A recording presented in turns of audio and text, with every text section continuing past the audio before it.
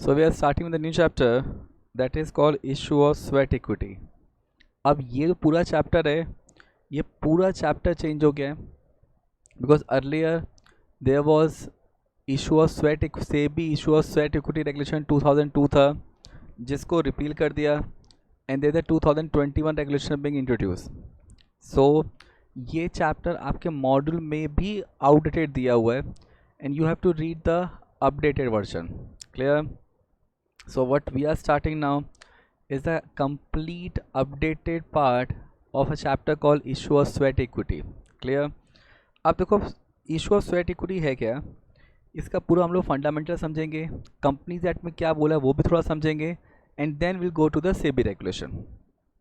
अब देखो तो यहाँ पे issue of sweat equity section 2 subsection 88 में दिया है of companies at 13 which talks about issue of sweat equity shares. तो वहाँ पे sweat equity shares किसको बोला गया है? So sweat equity shares means such equity share. अब देखो ये है क्या? Now sweat equity shares है क्या? What is the meaning of sweat? Sweat क्या होता है? पसीना, बराबर. And equity shares मतलब equity shares. तो कंपनी यहाँ पे आज कंपनी यहाँ पे इक्विटी शेयर्स दे रहा है अपने एम्प्लॉयज़ को, अपने डायरेक्टर को for their hard work. So it is basically a way to reward the employees for their extraordinary performance, extraordinary services what they have done. आज इसको ऐसे समझो, आज दुनिया की जितनी भी बड़ी सक्सेसफुल कंपनीज हैं, क्या वो कंपनी इसलिए सक्सेसफुल हुई क्योंकि उस कंपनी के प्रमोटर्स ने मेहनत किया? नहीं, क्योंकि कंपनी के प्रमोटर तो मेहनत करेगा ही. आज रिलायंस अगर आज सक्सेसफुल है तो वहाँ धीरू भाई अंबानी, मुकेश अंबानी तो मेहनत करेंगे ही. द पॉइंट इज दैट एक कंपनी सक्सेसफुल तब होती है जब उसके एम्प्लॉयज़ मेहनत करते हैं. बिकॉज सी अंडरस्टैंड, एम्प्लॉयज़ को सैलरी मिल रही है तो अगर एम्प्लॉय बोले क्या भाई जितने सैलरी मिल रही है मैं उतना ही काम करूँगा, तो क्या company out of the box कर पाएगा कुछ भी? क्या कंपनी फास्ट ग्रोथ ला पाएगा? Answer is no. तो यहाँ पे आपको क्या करना पड़ेगा? यहाँ पर आपको अपने एम्प्लॉयज़ को मोटिवेट करना पड़ेगा फॉर हायर प्रोडक्टिविटी. आपको टॉप टैलेंट को अट्रैक्ट करना पड़ेगा, टॉप टैलेंट को रिटेन करना पड़ेगा. अब ये सब चीज़ें कैसे की जाएंगी? दुनिया भर में एम्प्लॉयज़ कैसे मोटिवेट होते हैं? There are two ways only. One, आप एम्प्लॉयज़ के काम की तारीफ़ करो. If they are really doing good work तो आप उनके काम को अप्रिशिएट करो. सेकेंड, आप उनको रिवॉर्ड दो, आप उनको बेनिफिट दो. अब एप्रिसिएशन ठीक है, लेकिन मेजर मोटिवेशन जो आता है एम्प्लॉयज़ को वो हमेशा रिवॉर्ड से आता है. आज सिंपल फंडा, अगर आज मेरा बॉस मेरे को साल भर बोले कि अभिषेक तुम मेरे बेटे की तरह हो, बेटे की तरह, बेटे की तरह, और ईयर एंड पे सैलरी ना बढ़ाए, कोई ग्रोथ ना दे, तो क्या मैं खुश होऊंगा? नो. मैं क्या सोचूंगा कि काश मैं अनाथ होता, ये मेरे को बेटे की तरह मानते हैं, निकल जाए बेटर है साला. द पॉइंट इज दैट आप एक एम्प्लॉय को कैसे मोटिवेट करते हो. तो कंपनीज पहले क्या करते थे? कंपनीज कैश बेनिफिट देते थे. अच्छा, जब कंपनीज कैश बेनिफिट देते थे तो प्रॉब्लम ये होती थी कंपनी को लिक्विडिटी क्राइसिस हो जाता था. तो कंपनी को लिक्विडिटी क्राइसिस भी ना हो, at the same time company अपनी टॉप टैलेंट को अट्रैक्ट और रिटेन कर सकें, इसके लिए जो कॉन्सेप्ट लाया गया वो ये दिया गया कि कंपनी एम्प्लॉयज़ को शेयर्स के फॉर्म में बेनिफिट दिया जाए. And that leads to the concept of sweat equity share, that's lead to the concept of ESOS, ESPS and every share with employ benefit rules. अब देखो तो क्या लिखा है. तो स्वेट इक्विटी शेयर्स क्या है? तो स्वेट इक्विटी शेयर देखो अल्टीमेटली क्या है, ये एक इक्विटी शेयर्स है.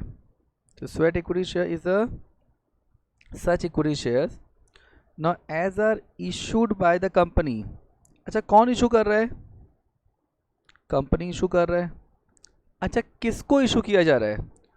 टू इट्स डायरेक्टर और एम्प्लॉयज़. किसको इशू कर रहे हैं हम लोग? डायरेक्टर्स और एम्प्लॉयज़ को इशू कर रहे हैं. अच्छा, कैसे इशू कर रहे हैं? या तो आप डिस्काउंट पे इशू कर रहे हो, एट डिस्काउंट, तो या तो आप इसको डिस्काउंट पे इशू किया जा रहा है, और for consideration other than cash, तो यहाँ पे कंसिडरेशन अदर देन कैश में इशू किया जा रहा है,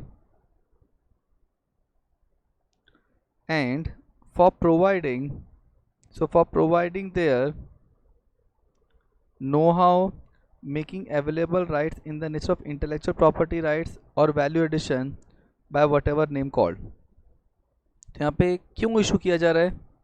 So it has been issued for providing know-how or making available right intellectual property by whatever name called.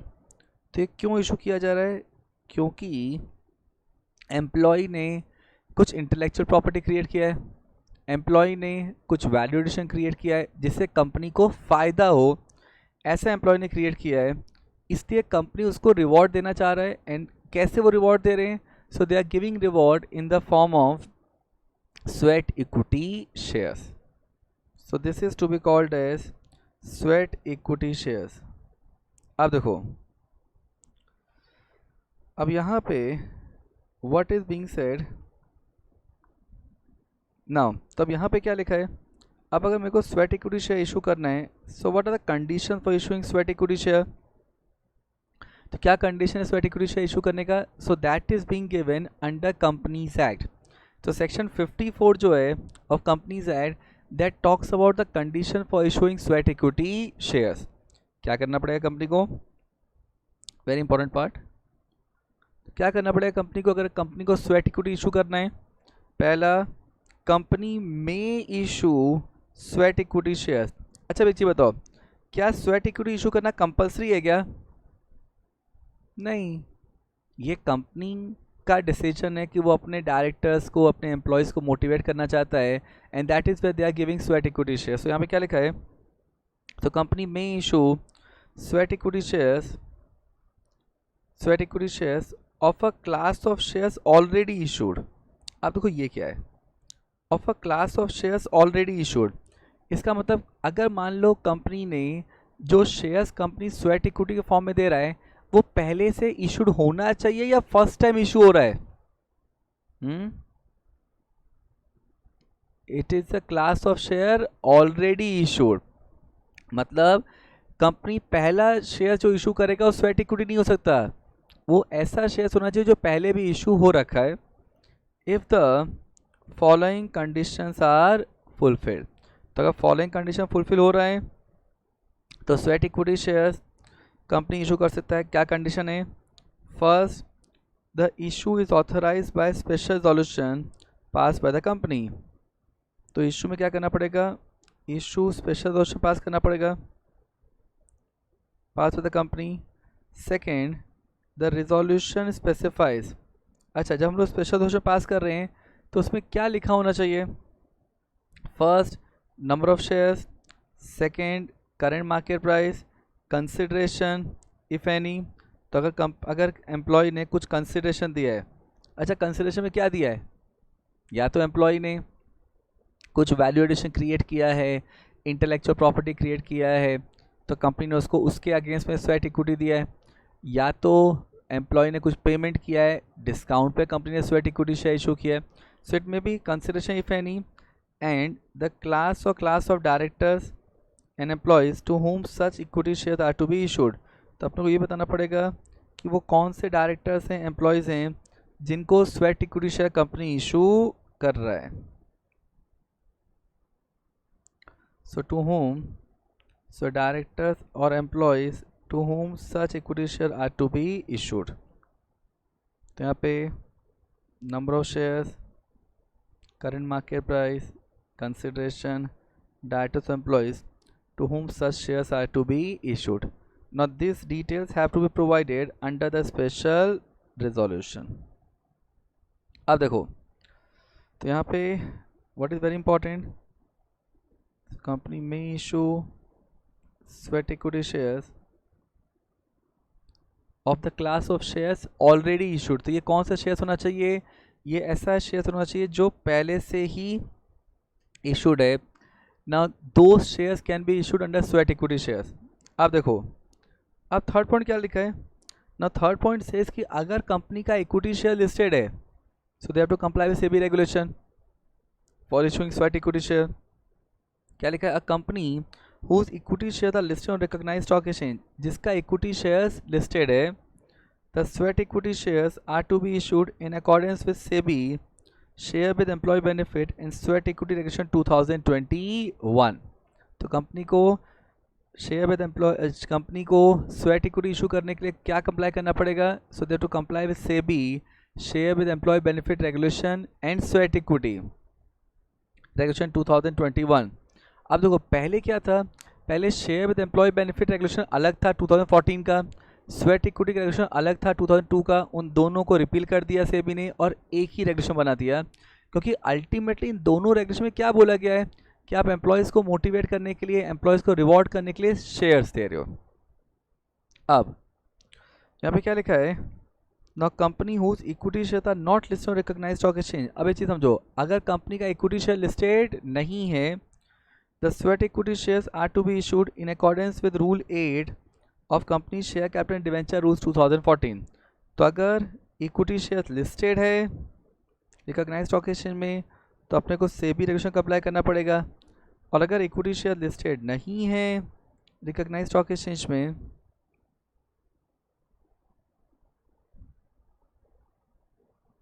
ना, अगर इक्विटी शेयर लिस्टेड नहीं है तो कंपनी को rule 8 of share capital debenture rules का अप्लाई करना पड़ेगा। अब तो क्या लिखा है, no it says that the rights limitation restrictions and provisions as are for the time being applicable to equity shares। So rights, limitation, restriction, provisions as are applicable to equity shares shall be applicable to sweat equity shares। मतलब जो भी rights हैं, जो भी obligations हैं, जो भी benefit हैं, जो इक्विटी शेयर्स पे दिया जाएगा वही स्वेट इक्विटी पे दिया जाएगा। बिकॉज अल्टीमेटली स्वेट इक्विटी भी क्या है, इक्विटी शेयर्स ही है ना। किसको दिया जा रहा है? कंपनी के डायरेक्टर्स को, कंपनी के प्रमोटर्स को, एम्प्लॉयज़ को, under this section and the holder of such share shall rank pari passu with other equity shares. तो जो इन शेयर्स के शेयर होल्डर हैं, now they are also rank pari passu. Now rank pari passu मतलब उनका status normal equity share holder के same ही है। अब देखो, अब ये है क्या, नो सी दिस थिंग। मान लो कंपनी है,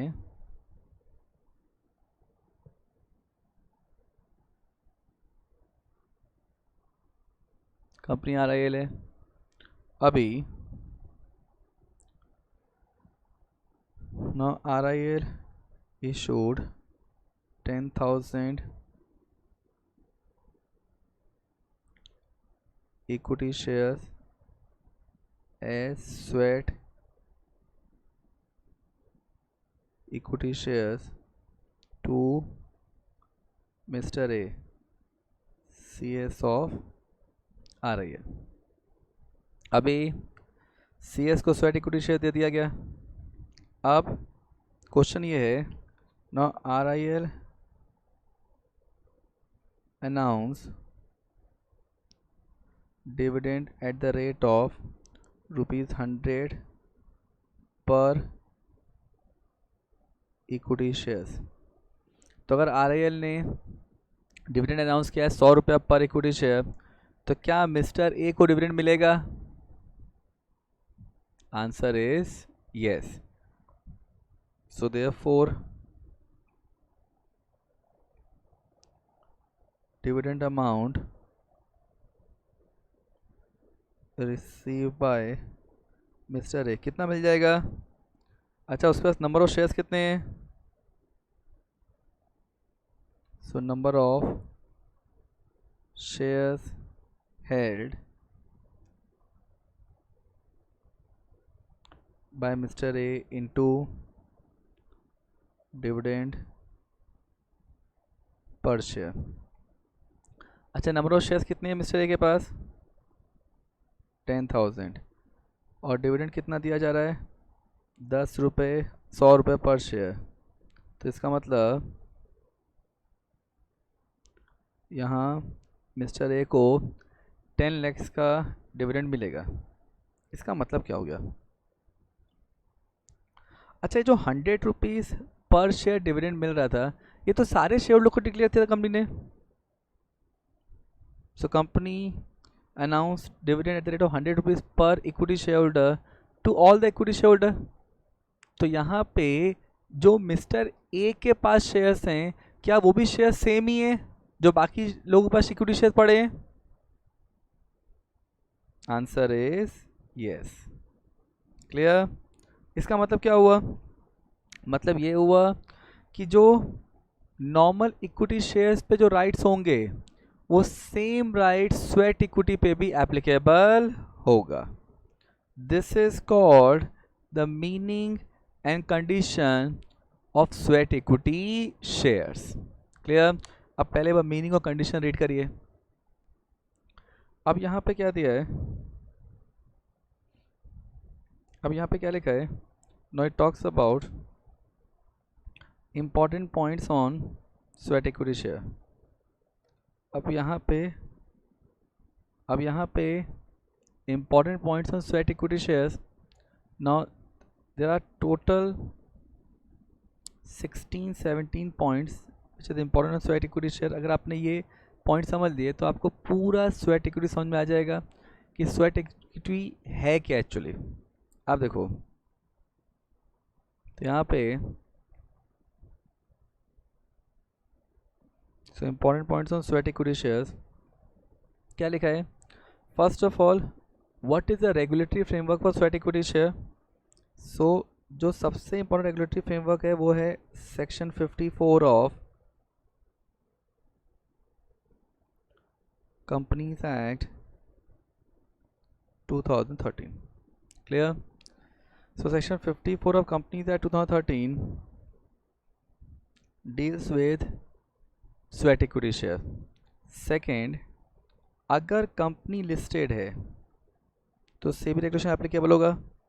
तो what is SEBI regulation? So it is SEBI now share based employee benefits and sweat equity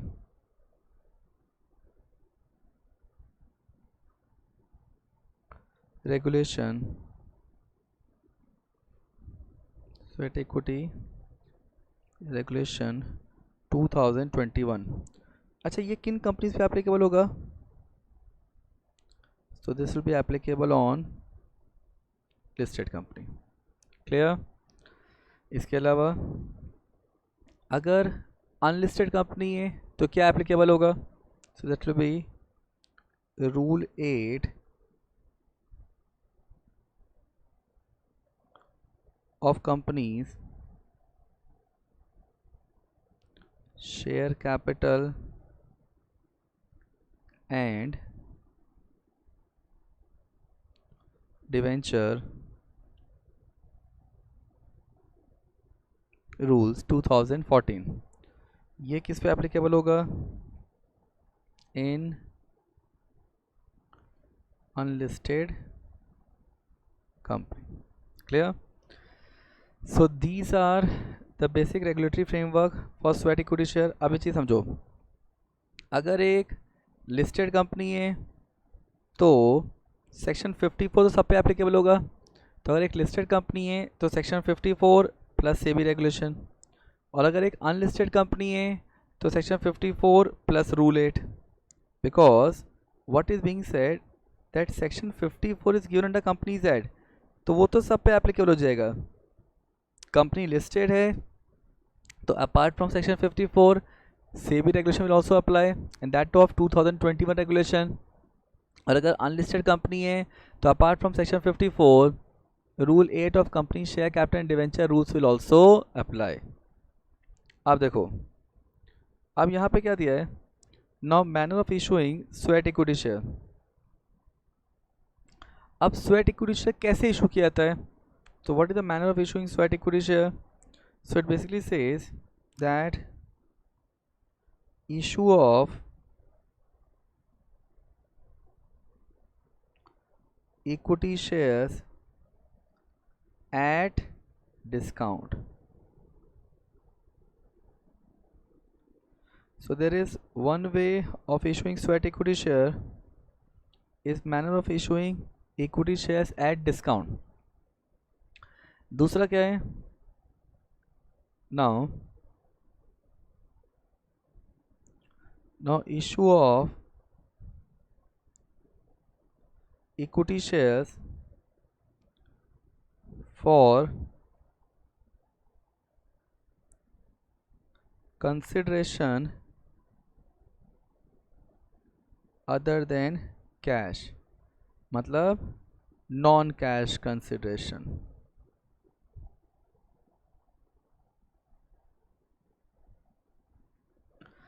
सो यहाँ पे so manner of issuing sweat equity share, दो तरीके से स्वेट इक्विटी शेयर इशू हो सकता है. एक डिस्काउंट पे इशू हो सकता है, दूसरा consideration other than cash, that is non cash consideration.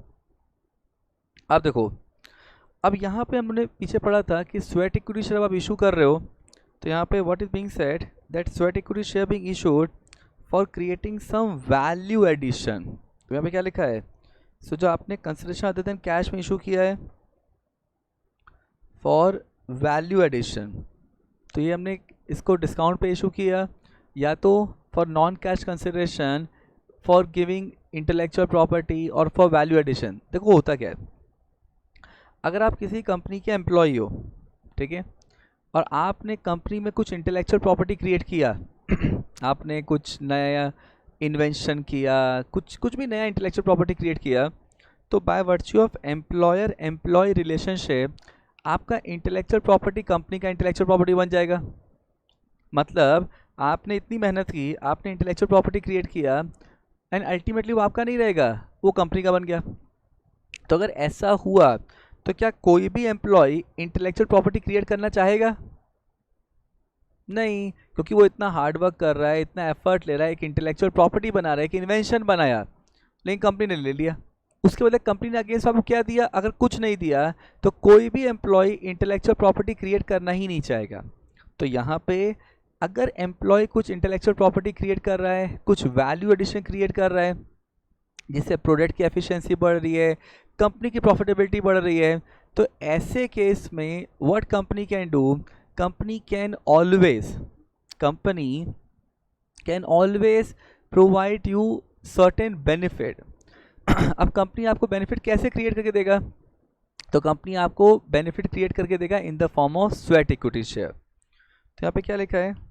So it says that value addition means actual or anticipated economic benefit derived or to be derived by the company from an expert or professional for providing know-how or making available rights in the nature of intellectual property rights by such person to whom sweat equity share being issued for which consideration is not paid. मतलब यहाँ पे आपने क्या किया?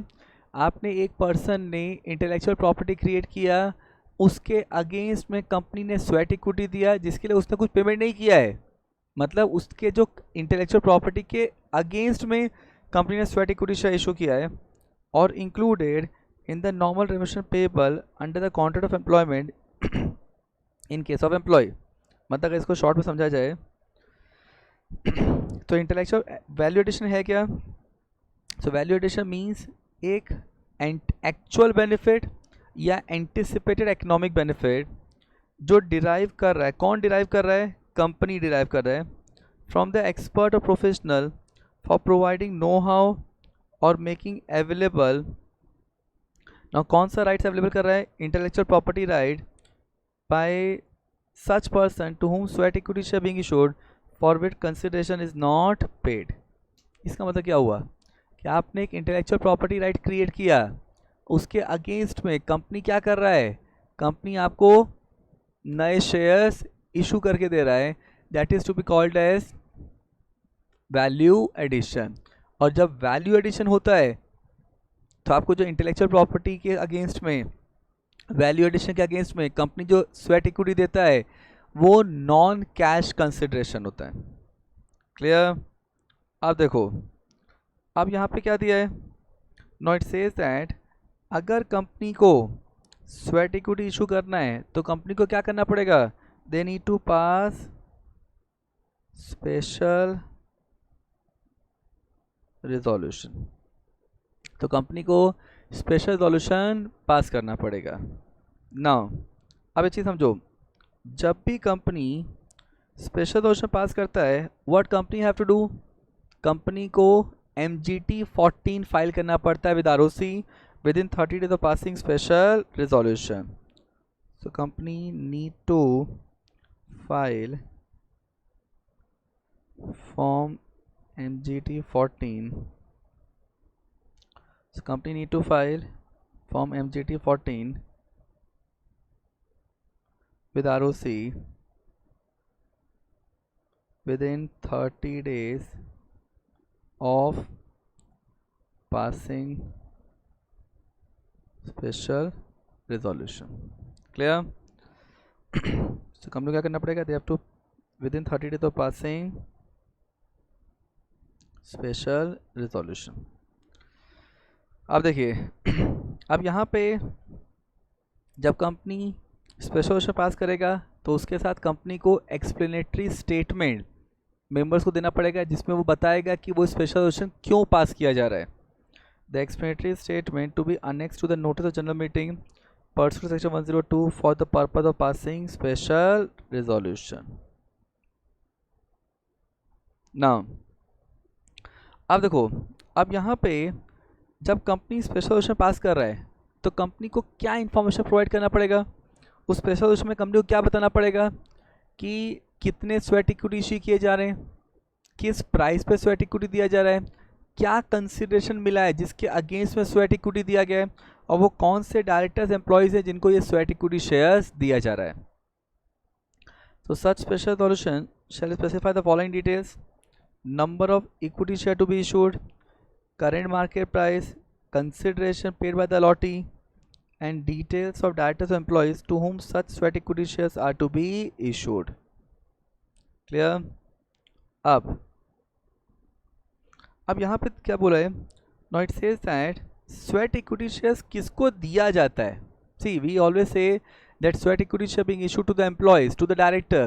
But कौन से employee, कौन से director? तो यहाँ पे क्या लिखा है? Sweat equity shares shall be allotted to the following. किसको अलॉट किया जाएगा? First, permanent employee the company who has been working in India or outside India. तो अगर कोई पर्सन कंपनी का परमानेंट एम्प्लॉय है तो उसको स्वेट इक्विटी दिया जाएगा, चाहे वो इंडिया में काम कर रहा हो या इंडिया के बाहर. Second, director of the company whether a whole time director or not. तो अगर एक होल टाइम डायरेक्टर है या नॉन एग्जीक्यूटिव डायरेक्टर है, कोई भी डायरेक्टर हो, उसको आप स्वेट इक्विटी शेयर दे सकते हो. Third, employee and director of subsidiary company in और आउटसाइड इंडिया और ऑफ होल्डिंग कंपनी. मतलब आप स्वेट इक्विटी के शेयर्स किसको दे सकते हो?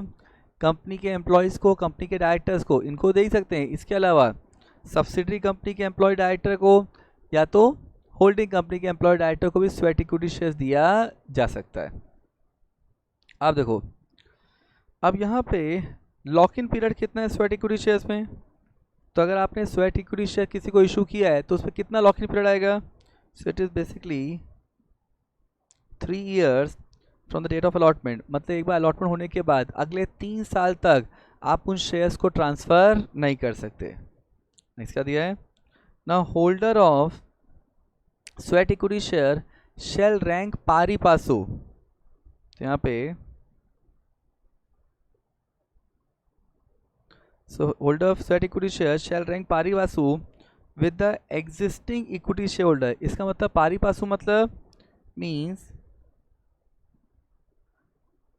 equal in all respect. So what it mean?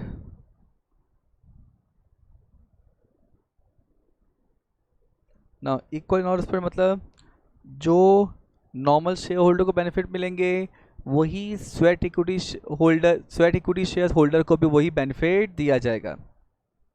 अब फर्दर क्या दिया है? अगर कंपनी का इक्विटी शेयर लिस्टेड है, पीछे पढ़ा था उन्होंने, ऑन रिकॉग्नाइज्ड स्टॉक एक्सचेंज, सो जो issue of sweat equity shares है ना, वो किसके हिसाब से होना चाहिए? सो issue of sweat equity shares, so if the equity share company are listed on recognized stock exchange, so issue of sweat equity share shall be as per now SEBI share based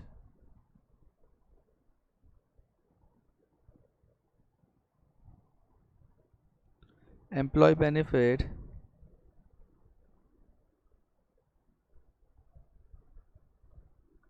and sweat equity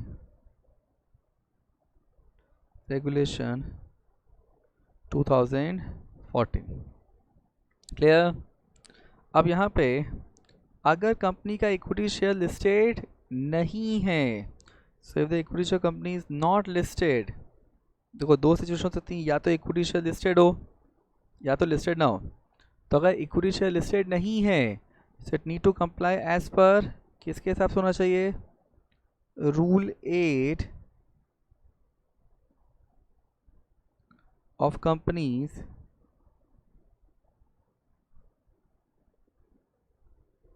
share capital and debenture rules 2014. So share capital and debenture rules 2014.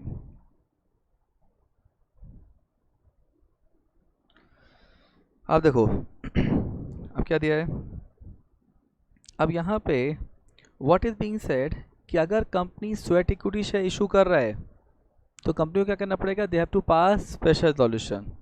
यहाँ पे क्या लिखा है, a company other than listed company, मतलब हम लोग कौन सी company की बात कर रहे हैं, unlisted company. Now which is not required to comply with SEBI regulation on sweat equity shall not issue, which is not required to comply with SEBI regulation on sweat equity shall not issue sweat equity to its director employees at a discount or for consideration other than cash for providing know-how, making available rights in the nature of intellectual property or valuation by whatever name called unless, मतलब अगर unlisted company को sweat equity share issue करना है तो उसको पहला condition क्या apply करना पड़ेगा, unless the issue is authorized by special resolution passed by the company general meeting। मतलब कंपनी को क्या करना पड़ेगा, कंपनी को स्पेशल रेजोल्यूशन पास करना पड़ेगा। So company other than listed company shall not issue unless the issue is authorise by special resolution. अब एक चीज समझो, यहाँ पे स्पेशल रेजोल्यूशन की वैलिडिटी कितनी है, so validity of special resolution for sweat equity share कितना होता है, नो शैल बी 12 मंथ्स। मतलब स्पेशल रेजोल्यूशन की वैलिडिटी कितनी है, 12 months from the date of allotment या 12 months from the date of passing of special resolution. अब जो company sweat equity share issue कर रहा है, जितना स्वेट इक्विटी दे रहा है, किसको स्वेट इक्विटी दे रहा है, इसका पूरा डिस्क्लोजर दिया जाएगा डायरेक्टर्स रिपोर्ट में, which is forming part of annual report. So disclosure of issue of sweat equity shares shall be made in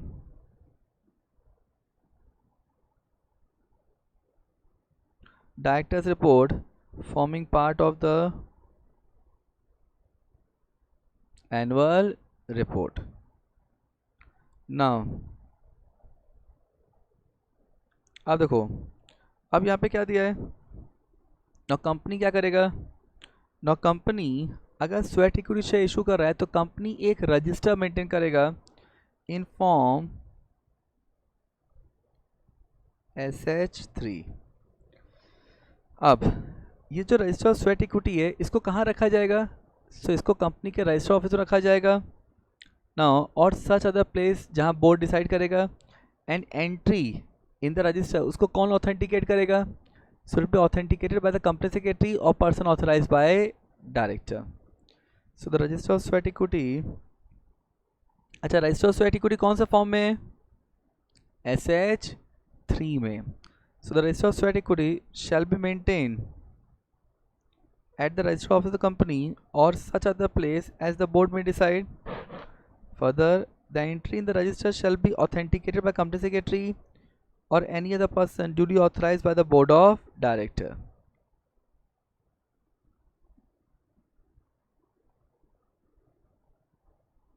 Authorized by the board of director Done.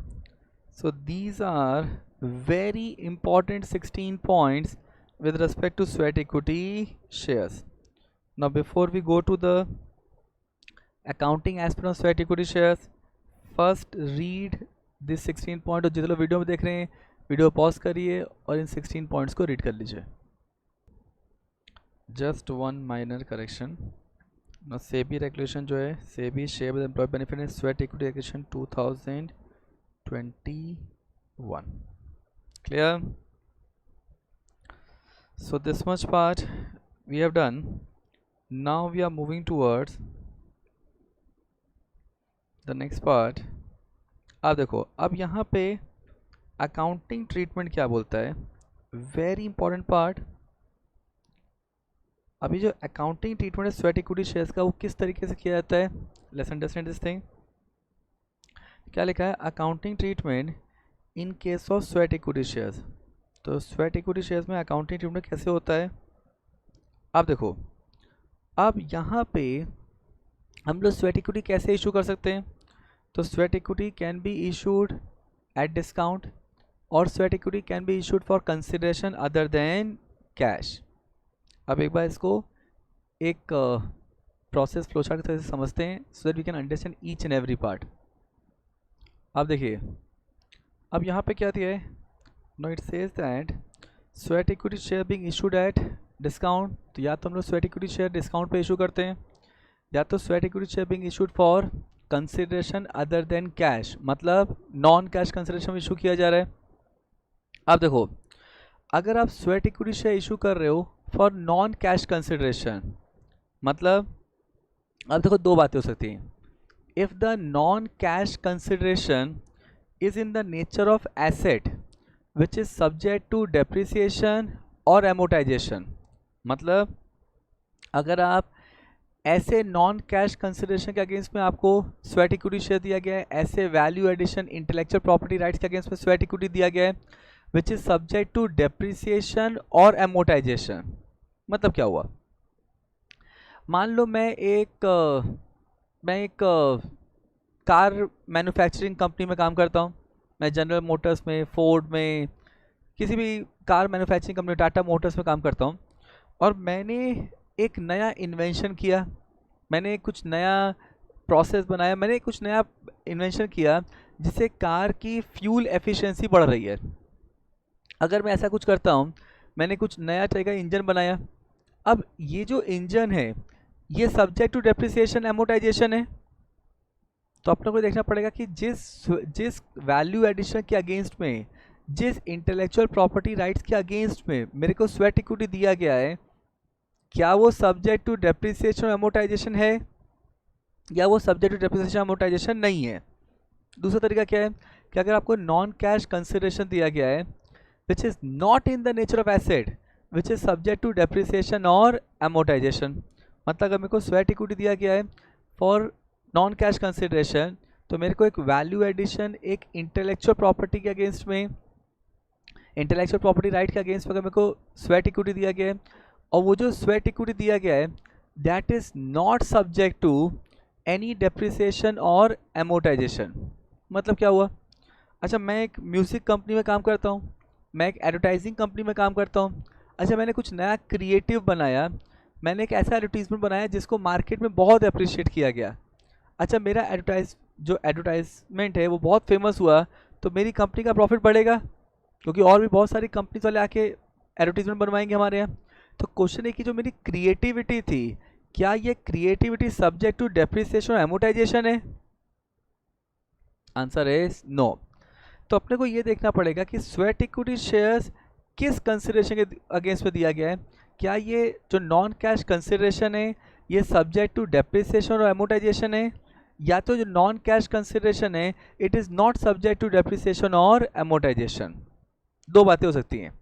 अब देखो, अगर स्वेट इक्विटी शेयर्स डिस्काउंट पे दिया गया है तो जितना जो फेस नॉमिनल वैल्यू है शेयर्स का, उतने वैल्यू से, तो जो नॉमिनल वैल्यू है जो नॉमिनल वैल्यू है उतने वैल्यू से इक्विटी शेयर कैपिटल बढ़ जाएगा। देन कैश और बैंक जो है it will increase by issue price, तो जो इशू प्राइस होगा उतने से कैश और बैंक बढ़ जाएगा। एंड जो डिस्काउंट की वैल्यू है वो सिक्योरिटीज प्रीमियम में एडजस्ट कर दिया जाएगा। इसका मतलब क्या हुआ, मतलब अगर 10 रुपये का शेयर है और कंपनी ने 6 रुपये में इशू किया तो कैपिटल 10 से बढ़ेगा, कैश और बैंक 6 से बढ़ेगा, और 4 रुपये जो डिस्काउंट अमाउंट है उतने वैल्यू से सिक्योरिटीज प्रीमियम को माइनस किया जाएगा। अभी सेकेंड थिंग क्या दिया है कि अगर आपने स्वेट इक्विटी शेयर इशू किया गया था for non cash consideration, and जो नॉन कैश कंसिडरेशन है it is not in the nature of asset which is subject to depreciation और अमोर्टाइजेशन, और first condition which is subject to non cash consideration is in the nature of asset which is subject to depreciation और amortisation. अब एक चीज समझो, अगर subject to asset है so non cash consideration is in the nature of asset which is subject to depreciation और amortisation, तो जो value of non cash consideration है उसको कंपनी के बैलेंस शीट में कैरी फॉरवर्ड करेंगे। देखो एसेट कहाँ पे होता है, प्रॉफिट एंड लॉस अकाउंट में होता है या बैलेंस शीट में होता है, बैलेंस शीट में। और डेप्रिसिएशन कहाँ होता है, प्रॉफिट एंड लॉस अकाउंट में या बैलेंस शीट में, पीएनएल में होता है, बराबर। तो यहाँ पे अगर non cash consideration is in the nature of asset है which is subject to depreciation और अमोर्टाइजेशन, तो जो नॉन कैश कंसिडरेशन है उसको बैलेंस शीट में कैरी फॉरवर्ड किया जाएगा as per the accounting standard. और अगर non cash consideration is not in the nature of asset which is subject to depreciation और अमोर्टाइजेशन, तो जो नॉन कैश कंसिडरेशन है उसको एक्सपेंस के रूप में ट्रीट किया जाएगा। अभी वेरी इंपॉर्टेंट नोट कि अगर non cash consideration is in the nature of asset है which is subject to depreciation और एमोर्टाइजेशन, लेकिन आपको जो स्वेट इक्विटी शेयर्स दिया गया है it is more than the value of non cash consideration, मतलब जितने का आपने एसेट नहीं बनाया उससे ज़्यादा का स्वेट इक्विटी दिया गया। मतलब आपने एसेट बनाया है, वैल्यू एडिशन इंटेलेक्चुअल प्रॉपर्टी आपका जो है वो 100 रुपीज़ का है, बट कंपनी ने आपको स्वेट इक्विटी 150 का दिया है, और वो जो नॉन कैश कंसिडरेशन है it is in the nature of asset which is subject to depreciation amortisation, तो वहाँ पे जितने वैल्यू का स्वेट इक्विटी दिया गया है उतने से कैपिटल बढ़ जाएगा, जितने वैल्यू का नॉन कैश कंसिडरेशन है उतने से एसेट बढ़ जाएगा, और जो डिफरेंस अमाउंट है उसको एक्सपेंस के रूप में ट्रीट किया जाएगा। क्या लिखा है, if the non cash consideration is in the nature of asset which is subject to depreciation amortization and the value of sweat equity share is more than the value of non-cash consideration, then the difference amount shall be treated as expense provided in accounting standard. Clear? अब एक बार पहले इस पूरे part को read करेंगे and then we'll take few practical question to understand this thing. But before that, जितना video देख रहे हैं वो वीडियो पॉज करिए एंड कॉपी कर लीजिए। सो आई बिलीव इसको आपने कॉपी कर लिया है, इसको ध्यान से रीड करिए and copy this also. So I believe this much part being thoroughly read. Now read this also. So I believe यहाँ तक रीड कर लिया है। अब देखिए, अब इसको एक एग्जांपल समझते हैं। मान लो कंपनी स्वेट इक्विटी शेयर दे रहा है डिस्काउंट पे। अच्छा, कितने डिस्काउंट पे दे रहा है, तो स्वेट इक्विटी शेयर तो face value of ₹10 being issued eight ₹6 पर इक्विटी शेयर, मतलब 10 रुपये का जो फेस वैल्यू ऑफ शेयर है वो 6 रुपये में सबको इशू किया जा रहा है। अब तो यहाँ पे इसका अकाउंटिंग ट्रीटमेंट क्या होगा, तो इक्विटी शेयर कैपिटल 10 रुपये से बढ़ जाएगा नॉमिनल वैल्यू से, कैश और बैंक बढ़ेगा 6 रुपये से जो इशू प्राइस है, एंड जो डिफरेंस है सिक्योरिटीज़ प्रीमियम, तो जो डिफरेंस है दैट इज़ 4 रुपीज़ पर शेयर, उसको एडजस्ट किया जाएगा अगेंस्ट सिक्योरिटीज़ प्रीमियम। क्लियर? ध्यान से इसको रीड करिए और इसको आपको कॉपी भी करना है। So I believe this much part being clear. अब देखो, अब सेकेंड लेते हैं एग्जाम्पल। यहाँ पे स्वेट इक्विटी शेयर इशू किया गया है for consideration other than cash, मतलब नॉन कैश कंसिडरेशन, और ये जो नॉन कैश कंसिडरेशन है it is in the nature of asset which is subject to depreciation और एमोटाइजेशन। तो एग्जांपल मान लेते हैं स्वेट इक्विटी शेयर्स इशू किया गया 100 रुपीज़ का, और जो नॉन कैश कंसिडरेशन है which is in the nature of asset which is subject to depreciation और एमोटाइजेशन, इसकी भी वैल्यू 100 रुपीज़ है। तो अकाउंटिंग ट्रीटमेंट क्या होगा कि जितने वैल्यू से स्वेट इक्विटी शेयर इशू किया गया है उतने वैल्यू से इक्विटी शेयर कैपिटल बढ़ जाएगा। तो equity share capital will increase by the value of sweat equity shares, मतलब 100 रुपीज़ से बढ़ जाएगा। तो बैलेंस शीट में दोनों बाजू इफेक्ट आना चाहिए ना। लायबिलिटी साइड में 100 से बढ़ गया, एसेट साइड क्या बढ़ेगा, तो एसेट साइड में एसेट बढ़ेगा to the extent of value of non cash consideration. तो एसेट जो है वो नॉन कैश कंसिडरेशन मतलब 100 रुपीज़ से एसेट बढ़ जाएगा। मतलब बैलेंस शीट में दोनों बाजू 100 रुपीज़ से एक तरफ से कैपिटल बढ़ेगा, दूसरी तरफ से एसेट बढ़ेगा। क्यों? क्योंकि non cash consideration is in the nature of asset which is subject to depreciation और एमोटाइजेशन। क्लियर? ध्यान से रीड करिए और इसको भी आपको कॉपी करना है। So I believe this much part is clear. Now अब नेक्स्ट एग्जांपल लेते हैं। अब यहाँ पे भी हम लोगों ने स्वेट इक्विटी शेयर इशू किया गया है for consideration other than cash, मतलब नॉन कैश कंसिडरेशन। एंड यहाँ पे जो नॉन कैश कंसिडरेशन है it is not in the nature of asset which is subject to depreciation और एमोटाइजेशन। मतलब यहाँ पे जो नॉन कैश कंसिडरेशन है it is not in the nature of asset which is subject to depreciation और amortisation. तो यहाँ पे मान लेते हैं स्वेट इक्विटी शेयर्स की वैल्यू 100 रुपीज़ है एंड नॉन कैश कंसिडरेशन की वैल्यू भी 100 रुपीज़ है, but this non cash consideration is not in the nature of asset which is subject to depreciation amortisation. तो हम लोगों ने क्या पढ़ा था पीछे कि यहाँ पे नॉन कैश कंसिडरेशन को एक्सपेंस के रूप में ट्रीट किया जाएगा एज पर अकाउंटिंग स्टैंडर्ड। तो क्या क्या हो जाएगा, तो अकाउंटिंग ट्रीटमेंट क्या हो जाएगा कि equity share capital, now this will increase by the value of sweat equity shares, मतलब 100 रुपीज़ से बढ़ जाएगा। एंड रिजर्व एंड सरप्लस, अच्छा जो रिजर्व एंड सरप्लस है नाउ दिस विल डिक्रीज। अच्छा रिजर्व एंड सरप्लस के अंदर ही प्रॉफिट एंड लॉस अकाउंट भी होता है, तो ये अगर एक्सपेंस बनेगा तो आपका पीएनएल उतने से कम हो जाएगा। तो रिजर्व एंड सरप्लस 100 रुपीज़ से कम हो जाएगा as so decrease by non cash consideration as treated as expense, मतलब decrease by 100 rupees. Clear? Read this properly and copy this also. So I believe this much part is clear. आप देखो अब यहाँ पे क्या दिया है, अब यहाँ पे दिया है कि sweat equity share being issued for consideration other than cash, मतलब नॉन कैश कंसिडरेशन इशू किया गया है। एंड जो नॉन कैश कंसिडरेशन है it is in the nature of asset which is subject to depreciation और amortization. And sweat equity share is more than, तो जो sweat equity share की value है it is more than the value of non cash consideration. मतलब क्या हुआ कि मान लो कंपनी ने आपको स्वेट इक्विटी शेयर दिया है 150 रुपीज़ का, लेकिन नॉन कैश कंसिडरेशन की वैल्यू 100 रुपीज़ है, और ये जो नॉन कैश कंसिडरेशन है it is in the nature of asset which is subject to depreciation और एमोटाइजेशन।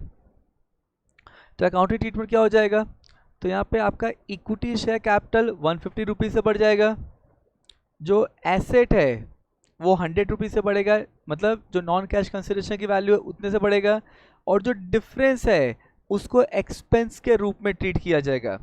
तो जो डिफरेंस है दैट इज़ 50 रुपीज़, उसने वैल्यू से रिजर्व एंड सरप्लस कम हो जाएगा because that will be treated as expense. Clear? ध्यान से रीड करिए, इसको कॉपी कर लीजिए। So I believe this much part is clear. अब देखिए अब यहाँ पे क्या दिया है, so if you go to the notes and यहाँ पे ये जो एम्प्टी बॉक्सेस दिए हैं यहाँ पे आपको नोट करना था something what we have just discuss, accounting treatment, then note, and then we have taken the example also. Solve the example that is sweat equity shares being issued at discount, then sweat equity share being issued for consideration other than cash, that is non-cash consideration, जिसमें case 1 क्या था, that non-cash consideration is the nature of asset which is subject to depreciation or amortization. Case 2 क्या था, non-cash consideration is not in the nature of asset which is subject to depreciation or amortization. And case 3 क्या था, non cash consideration is in the nature of asset which is subject to depreciation amortization and the sweat equity shares is more than the value of non-cash consideration. अब देखो now अब 18th point क्या बोल रहे हैं, now 18th point says that हम लोग जब स्वेट इक्विटी शेयर इशू करेंगे तो स्वेट इक्विटी शेयर कौन से प्राइस पे इशू होगा, स्वेट इक्विटी शेयर उस प्राइस पे इशू होगा जो रजिस्टर्ड वैल्यूअर डिटरमाइन करेगा। तो यहाँ पे क्या लिखा है, the sweat equity shares to be issued shall be valued at a price determined by registered valuer as the fair price giving justification for such valuation. So sweat equity shares to be issued at a price determined by registered valuer. अब देखो अगर sweat equity share issue किया जा रहा है for consideration other than cash, मतलब non cash consideration के लिए स्वेट इक्विटी शेयर इशू किया गया है, तो आपको वैल्यूएशन में, वैल्यूएशन रिपोर्ट में रजिस्टर्ड वैल्यूअर को जस्टिफिकेशन भी प्रोवाइड करना पड़ेगा फॉर प्रोवाइडिंग सच वैल्यूएशन। क्या लिखा है, now if the sweat equity shares being issued for consideration other than cash then justification of such valuation need to be provided by independent valuer to the board of director. Sweat equity share being issued for consideration other than cash, then justification of such valuation need to be provided by independent valuer. अब यहाँ पे जो valuation की जो summary है, सो summary of the valuation ना ये भी प्रोवाइड किया जाएगा, किसको समरी वैल्यूएशन प्रोवाइड किया जाएगा, to the share holder of the company, तो कंपनी के शेयर होल्डर को समरी ऑफ वैल्यूएशन प्रोवाइड किया जाएगा along with the notice of general meeting. So the summary of valuation need to be provided to the shareholder of the company along with notice of general meeting. अब very important point, अब इसमें क्या लिखा है, now it says that the amount of sweat equity share issued shall be treated as a part of manager remuneration. अच्छा, जो sweat equity share issue किया गया है उसको मैनेजर रेमुनेशन का पार्ट माना जाएगा for the purpose section 197 192 companies act if the following conditions are fulfilled. इसका मतलब कि जो स्वेट इक्विटी शेयर इशू किया गया है डायरेक्टर्स को, एम्प्लॉयज़ को, इसको मैनेजरियल रेमुनेशन माना जाएगा कब, if the following conditions are fulfilled. अच्छा, क्या कंडीशन दिया है, पहला तो ये स्वेट इक्विटी शेयर किसको इशू किया गया है, कंपनी के डायरेक्टर्स या मैनेजर को। So the sweat equity shares are issue to any director और मैनेजर। सेकेंड, ये जो स्वेट इक्विटी शेयर इशू किया गया है, now this is being issued, अभी जो स्वेट इक्विटी शेयर इशू किया गया है ये इशू किया गया है for non cash consideration, and जो ये जो नॉन कैश कंसिडरेशन है it is not in the nature of asset which is subject to depreciation और एमोर्टाइजेशन। मतलब क्या हुआ, that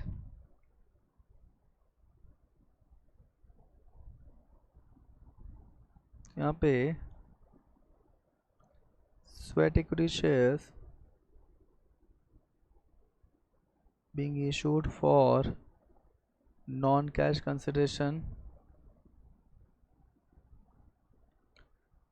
and such non-cash consideration is not in the nature of asset which is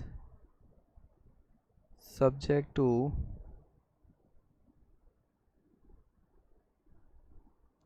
depreciation or amortization.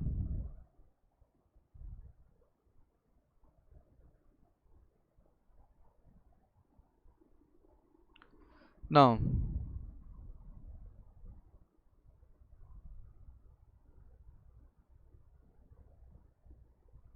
अब देखो, अब यहाँ पे क्या दिया है, नॉट बेसिकली सेज दैट ये जो स्वेट इक्विटी शेयर्स है ये किसको इशू किया गया है, कंपनी के डायरेक्टर और मैनेजर को इशू किया गया है। एंड सेकेंड कंडीशन क्या फुल करना पड़ेगा, and now they are issued for consideration other than cash, मतलब ये नॉन कैश कंसिडरेशन का केस में इशू किया गया है, which does not take the form of asset which can be carried to the balance sheet of the company in accordance with the applicable accounting standard। अब एक चीज बताओ, which does not take the form of asset which can be carried to the balance sheet, मतलब आप उसको balance sheet में carry forward नहीं कर सकते। इसका मतलब क्या वो non cash consideration is in the nature of asset है which is subject to depreciation और अमोर्टाइजेशन, क्योंकि अगर वो non cash consideration is in the nature of asset होता which is subject to depreciation और अमोर्टाइजेशन तो आप उसका बैलेंस शीट में कैरी फॉरवर्ड करते। यहाँ पे क्या लिखा है कि they are issued for consideration, तो जो इशू किया गया है now they are issued for consideration other than cash which does not take the form of the asset which can be carried to the balance sheet of the company, so which does not take the form of asset which can be carried to the balance sheet of the company। इसका मतलब क्या हुआ कि आप इसको balance sheet में carry forward नहीं कर सकते, तो आप बैलेंस शीट में कब कैरी फॉरवर्ड नहीं कर सकते, when it is not in the nature of asset which is subject to depreciation or amortization। तो यहाँ क्या लिखा हम लोगों ने, so what we have written that sweat equity share being issued for non-cash consideration and such non-cash consideration is not in the nature of asset which is subject to depreciation or amortization। अगर ये दो condition fulfil हुआ तो जो sweat equity share issue किया गया है उसको क्या माना जाएगा, so that is considered as managerial remuneration. अच्छा, रेम्यूनरेशन जब कंपनी किसी को पे करता है तो वो कंपनी के लिए क्या है, क्या वो कंपनी के लिए एसेट है या कंपनी के लिए एक्सपेंस है, एक्सपेंस है। तो इसका मतलब यहाँ पे लोग क्या बोल रहे हैं कि स्वेट इक्विटी शेयर्स को मैनेजरियल रेम्यूनरेशन कब माना जाएगा, जब ये दो कंडीशन फुलफिल होंगे। Clear, so these are all important points with respect to sweat equity shares. अब एक बार यहाँ पे रुकिए एंड रीड पॉइंट 17 से लेके पॉइंट 21 तक एक बार पूरा रीड कर लीजिए। So I believe this much part being revise and this 18 to 21 point is also clear. एक चीज़ याद रखना, स्वेट इक्विटी शेयर जब आप इशू करते हो तो वो जिस प्राइस पे इशू करोगे वो प्राइस, इशू प्राइस कौन डिटरमाइन करता है, रजिस्टर्ड वैल्यूअर। क्लियर, अब देखिए अब यहाँ पे क्या दिया है, now it talks about limit on sweat equity share. तो हम लोग कितना स्वेट इक्विटी इशू कर सकते हैं, सी कंपनी एक्ट में क्या लिमिट बोला है, so it says that rule 8(4) of companies share capital and debenture rules, what is the limit they talks about, now it says that a company shall not issue sweat equity shares for more than 15% of its existing paid up equity share capital in a year or share of the issue value of 5 crores whichever is higher। तो company कितना sweat equity issue कर सकता है, यहाँ पे क्या लिखा है, लिमिट कितना दिया है, 15% of the existing paid up equity share capital in a year और share of the value of 5 crore whichever is higher. अब देखो यहाँ पे ना इंपॉर्टेंट वर्ड है existing paid up equity share capital, मतलब यहाँ पे हम लोग किसकी बात कर रहे हैं, so we are talking about pre issue capital, मतलब स्वेट इक्विटी इशू करने से पहले कंपनी का जो इक्विटी शेयर है उसका 15% और 5 crore whichever is higher. अब फर्दर क्या लिखा है, provided that the issuance of sweat equity shares in a company shall not exceed 25% of the paid up equity capital of the company at any time. अच्छा, यहाँ पे upper limit कितना दे दिया है, तो it says that the issuance of sweat equity shares, company का sweat equity issue करना चाह रहा है तो मैक्सिमम कितने वैल्यू का इशू कर सकता है, तो शैल not exceed 25% of the paid up equity capital company at any time. So eight any time मतलब कंपनी कभी भी स्वेट इक्विटी इशू करे तो जो कंपनी का कैपिटल है उसके 25% से ऊपर कंपनी स्वेट इक्विटी इशू नहीं कर सकता। अब देखो, अब यहाँ पे ना स्टार्टअप कंपनी में there are some relaxation being given. क्या लिखा है? Provided further that a startup company as defined in the notification number issued by the Department of Policy and Promotion Internal Trade Government of India may issue sweat equity shares not exceeding 50% of its paid up capital up to 10 years from the date of its incorporation or registration। यहाँ पे क्या लिखा है? a startup company so provided further that तो एक startup company में issue, अच्छा क्या स्वेट इक्विटी इशू करना मैंडेटरी है क्या? नहीं। तो कितना इशू कर सकता है स्टार्टअप कंपनी में? देखो, नॉर्मल कंपनी में मैक्सिमम स्वेट इक्विटी कितना इशू कर सकते हैं हम लोग? 25% ऑफ पोस्ट इशू कैपिटल। लेकिन स्टार्टअप कंपनी में हम लोग कितना इशू कर सकते हैं? 50% ऑफ पोस्ट इशू कैपिटल। कितने पीरियड के लिए? Up to 10 years from the date of incorporation. Clear? अब देखो, अब इसको अगर एक फॉर्मूला के फॉर्म में प्रेजेंट कर दिया जाए तो ये किस तरीके का दिखेगा? तो be something of this nature. तो यहाँ पे क्या लिखा है? तो अगर इसको एक फॉर्मूला के फॉर्म में बनाया जाए तो 15% of the existing paid up capital, देखो एग्जिस्टिंग वर्ड यूज़ किया है, तो existing paid up equity share capital company और 5 crore whichever is higher. अब ये जो अमाउंट आएगा वो और 25% paid up capital company at any time whichever is lower, because 25% से ऊपर तो जा ही नहीं सकता है, तो इन दोनों का विच एवर इज लोअर। अब इसमें जब भी word existing paid up capital बोला गया तो इसका मतलब we talk about the pre issue, and जब हम लोग यहाँ पे बोला एट एनी टाइम मतलब हम लोग बात कर रहे हैं पोस्ट इशू की। मतलब एक company maximum sweat equity share कितना इशू कर सकता है? 25%। अभी स्टार्टअप कंपनी में आप स्वेट इक्विटी इशू कर सकते हो अप टू 50%। कितने पीरियड के लिए? For the period of 10 years from the date of incorporation. Clear? So this is the part that have to be copied. So I believe this much been copied. अब देखो, अब यहाँ पे example लेते हैं कि मान लेते हैं कंपनी का paid up equity share capital है 100 करोड़। अब पहले हम लोग क्या कर रहे हैं कि कंपनी का जो एग्जिस्टिंग पेड अप कैपिटल है उसका 15% और 5 crore whichever is higher. तो यहाँ पे 15% ऑफ 100 करोड़ और 5 crore whichever is higher. तो यहाँ पे 15 करोड़ और 5 crore whichever is higher, तो कितना आ गया? 15 करोड़।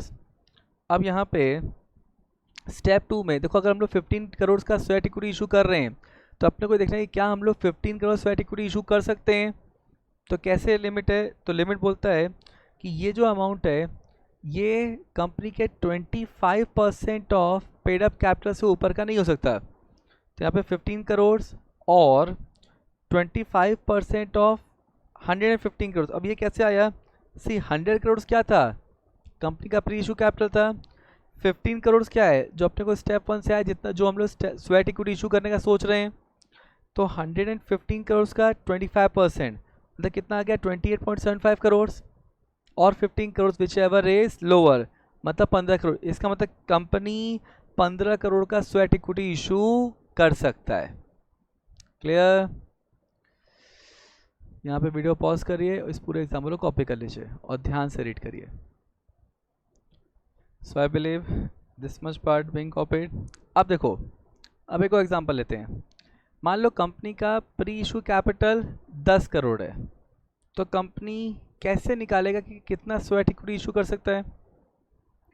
सो स्टेप 1 में जो कंपनी का एग्जिस्टिंग कैपिटल है उसका 15% मतलब 15% ऑफ 10 करोड़ और 5 crore whichever is higher. तो कितना आ गया? ये 1.5 करोड़ और 5 crore whichever is higher मतलब कितना आ गया? 5 करोड़। अब स्टेप 2 में, अच्छा अगर कंपनी 5 करोड़ का स्वेट इक्विटी इशू करता है तो क्वेश्चन ये, क्या कंपनी 5 करोड़ का स्वेट इक्विटी इशू कर सकता है जो स्टेप 1 से आया है? Now that we have to calculate in step 2। तो यहाँ पे 5 करोड़ और 25% ऑफ 15 करोड़। 15 करोड़ कैसे आया? सी 10 करोड़ कंपनी का pre issue equity share capital था एंड 5 करोड़ स्टेप 1 से आया, तो 25% ऑफ 15 करोड़ कितना आ गया? 3.75 crore, whichever is lower. तो इसका मतलब है कि क्या कंपनी 5 करोड़ का स्वेट इक्विटी इशू कर सकता है? सी स्टेप 1 से 5 करोड़ आया था, लेकिन क्या company 5 crore sweat equity issue कर सकता है? Answer is no. So company can not issue sweat equity shares of 5 crore. Clear? Copy this part also. आप देखो यहाँ पे, अब अगर कंपनी का, अगर यही एग्जांपल हम लोग स्टार्टअप कंपनी के पॉइंट से देखते हैं, मान लेते हैं कंपनी का paid up equity share capital 10 crore है, तो स्टेप 1 में हम लोग कितना स्वेट इक्विटी इशू कर सकते हैं? तो 15% ऑफ कंपनी का जो एग्जिस्टिंग कैपिटल है कितना है? 10 करोड़ और 5 crore whichever is higher, तो कितना हो जाएगा? 1.5 करोड़ और 5 crore whichever is higher, कितना हो गया? 5 करोड़। अच्छा था, अब क्वेश्चन ये कि क्या कंपनी 5 करोड़ का स्वेट इक्विटी इशू कर सकता है, ये हमको चेक करना है स्टेप 2 से। तो 5 करोड़ और 50% ऑफ 15 करोड़, तो ये 15 करोड़ कैसे आया? 10 करोड़ तो कंपनी का pre issue equity share capital था एंड 5 करोड़ कंपनी स्टेप 1 से आया कि इतना कंपनी इशू कर सकता है। तो अपने को ये चेक करना है कि क्या company 5 crore sweat equity issue कर सकता है। तो 5 करोड़ और 7.5 crore whichever is lesser, मतलब 5 करोड़। इसका मतलब कंपनी 5 करोड़ का स्वेट इक्विटी इशू कर सकता है if it is the startup company, क्योंकि स्टार्टअप कंपनी में आपको स्वेट इक्विटी इशू करने की लिमिट बढ़ जाती है। जो नॉर्मल कंडीशन में 25% है, वो स्टार्टअप कंपनी में for the period of 10 years from the date of incorporation ये लिमिट कहाँ तक हो जाता है? 50% तक। Clear? Copy this part also. So this is how the calculation have to be done with respect to sweat equity shares. तो अब देखो, अब यहाँ पे this is something जो अभी आप लोगों ने कॉपी किया, this is something have to be present here, then note, and then we have taken the example. So example 1, then we have taken example 2, and then we have taken example 3 also. So these 3 examples have to be copied here. अब देखिए, अब अगर अपने को ये निकालना हो कि कंपनी मैक्सिमम कितना स्वेट इक्विटी इशू कर सकता है, अब देखो इसको कैसे निकाला जाता है। So manner of calculating maximum limit for sweat equity shares, very important part. See हम लोगों ने पीछे एक एग्जांपल लिया था कि कंपनी का पेड अप कैपिटल 10 करोड़ है और उसमें कंपनी कितना स्वेट इक्विटी इशू कर सकता है। तो हम लोगों ने निकाला था कि कंपनी अगर नॉर्मल कंपनी है सो 5 करोड़ का स्वेट इक्विटी इशू नहीं कर सकता एग्जाम्पल 2 में। तो ये कितना इशू कर सकता है, कैसे निकाला जाता है कि कंपनी मैक्सिमम कितना स्वेट इक्विटी इशू कर सकता है। तो देखो, इसको निकालने का तरीका क्या है ये सीखो। तो यहाँ पे मान लेते हैं pre issue paid up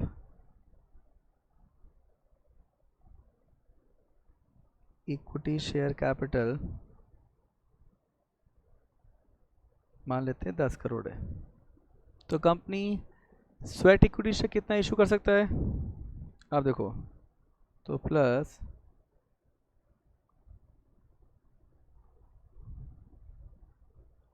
sweat equity share capital. अच्छा, मान लेते हैं कंपनी ने ये इशू किया है एक्स वैल्यू का, तो कंपनी का पोस्ट इशू कितना हो जाएगा? So post issue paid up equity share capital कितना हो गया? So this is equal to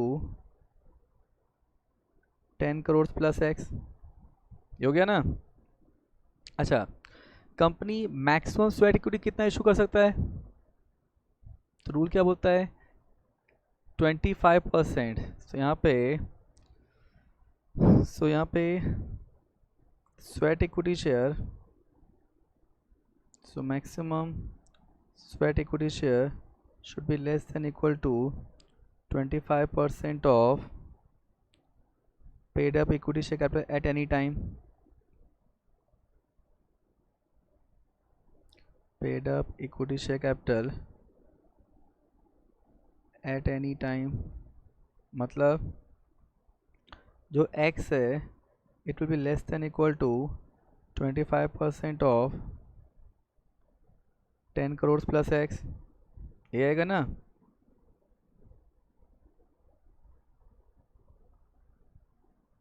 तो पेड अप इक्विटी कैपिटल के 25% से ऊपर नहीं हो सकता। इसका मतलब क्या हो गया?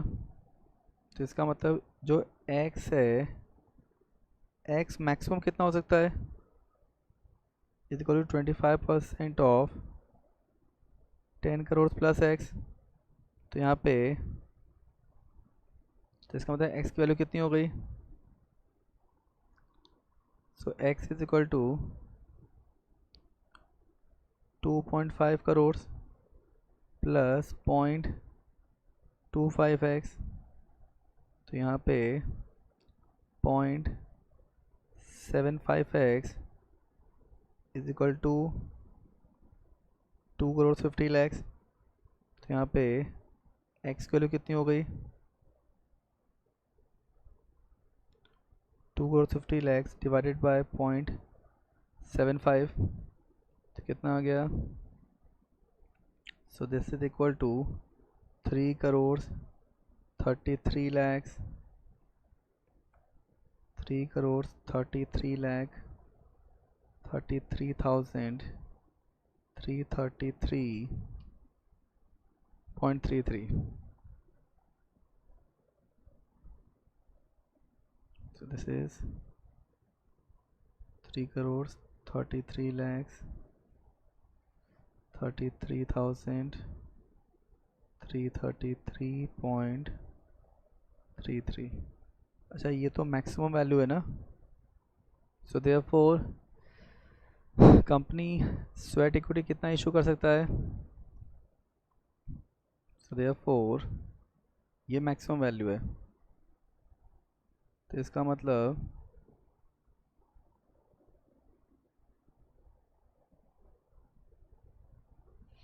सो देयरफॉर कंपनी मैक्सिमम कितने वैल्यू का स्वेट इक्विटी इशू कर सकता है? So this is equal to therefore x is equal to 3 crores 33 lakh 33,333। ये है इतने वैल्यू का company maximum sweat equity issue कर सकता है। अगर कंपनी का प्री इशू कैपिटल 10 करोड़ है तो कंपनी स्वेट इक्विटी में कितना इशू कर सकता है? 3 करोड़ 33 लाख 33,333। और this is the maximum sweat equity share which company can issue. Done. So this is how sweat equity shares की वैल्यू कैलकुलेट करते हैं. Copy this also. सो यहाँ तक रीड कर लीजिएगा and rest will take in the next session.